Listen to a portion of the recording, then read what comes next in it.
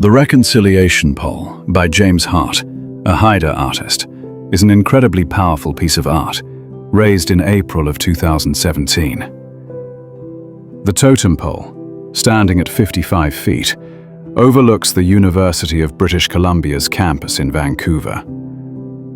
Incredible details and symbolism are cloaked within the art, uncovered by investigation. But even without further exploration, we can make a sufficient amount of inferences. Part 1. Initial reactions.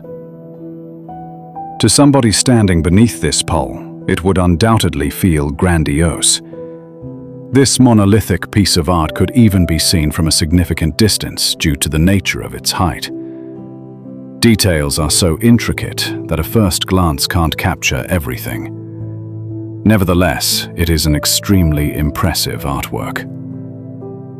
The most prominent features that are most easily identified are the large building, people holding hands, 2 boats, and the eagle at the peak of the totem pole. The question now is, what do these things represent? Part 2. Analysis and interpretation.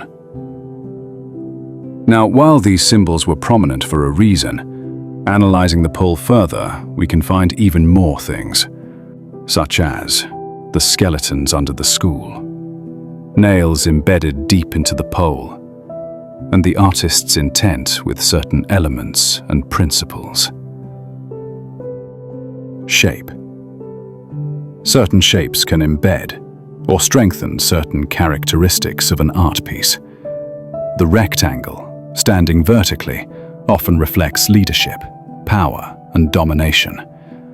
Then, the horizontal rectangle represents repose, illness, or death. Color. Hart decided to keep the majority of the pole in its natural cedar color, with touches of black, red, or white paint.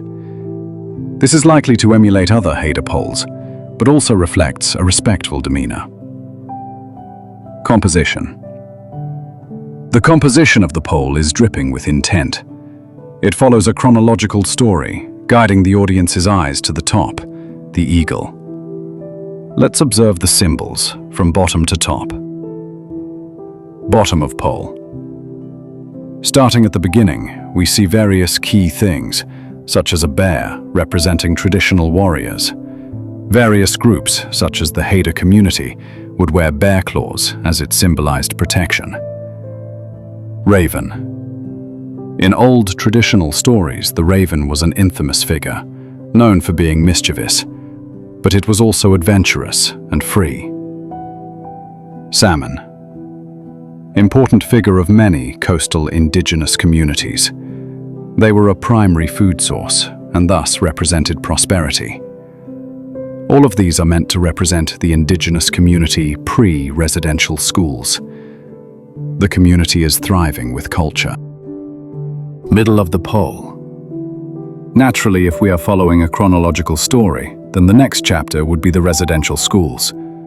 Placed at the very center of the totem pole is a school, which, of course, is meant to emulate a residential school. In fact, he replicated the residential school his grandfather attended. Below the school, perhaps hidden if you weren't looking closely enough, are the skeletons we brought up earlier.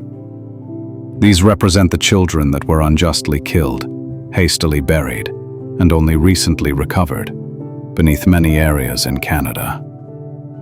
Above we see children holding hands, some no longer wearing their cultural clothes, fitted into English-style suits and dresses, and some wearing nothing at all. This is showing the effects of cultural genocide, the darkest moments of the residential schools, and commenting on the sexual abuse and crimes towards the indigenous children. Their feet are not present in the photo, indicating they were not grounded during this time. Then there are 4 spirits, each to represent the ancestry, culture, and environment each child originated from. Top of the pole. Now as we enter a new age, the post-residential school era, these top portions will symbolize growth, healing, reconciliation, and resistance. The family, consisting of a mother, father, and child, are dressed in traditional clothes once more. They are reclaiming the culture that the schools sought to destroy. Two canoes lay side by side, one meant to be the indigenous community, the other are the rest of the Canadians. Together, we can work towards reconciliation, forging a path ahead. Four colored pillars meant to represent diversity, cultures from across the world. And finally, the eagle, with its wings spreading open, ready to take flight. It represents moving forwards, fueled with determination and resilience. Now there is one more major component of the pole we should discuss, though it couldn't be classified into a certain section of the pole because it's present everywhere. The copper nails. With over 68,000 nails hammered into the totem pole, each one is meant to represent an Indigenous child, lost to residential schools. Now that we have a deeper understanding of what everything means, we can now look for context. Part 3. Cultural context. We discussed symbols, of course relating to the cultural context. However, there is still more to interpret. The artist, James Hart, is from the Haida community, which resides near the coast of British Columbia. The Haida culture is one commonly known for using totem poles to indicate important landmarks or celebrations. If James had come from a culture with a vast knowledge of creating totem poles, it makes more sense why he would opt to create one. Many of the sculptures and painting styles are quite similar. Now, traditionally, Indigenous people told stories through two unique ways: speech and pictographs. Observing birch scrolls or wampum belts, it is pretty evident that most Indigenous societies would express through some type of visual media. So naturally, it would make sense to visually tell a story using art. Through all this analysis and interpretation, it's now time to draw a conclusion. Part 4. Aesthetic judgment. Of course, through all this research, it's nearly impossible to not find the pole extraordinary. Clear thought went into everything, from the form to the color to each figure. Really, my only complaint is that a photo/video will not properly capture the essence of the totem pole. To be there in person, seeing this incredibly tall totem pole hovering over you, with all these intricate details, would feel extremely powerful.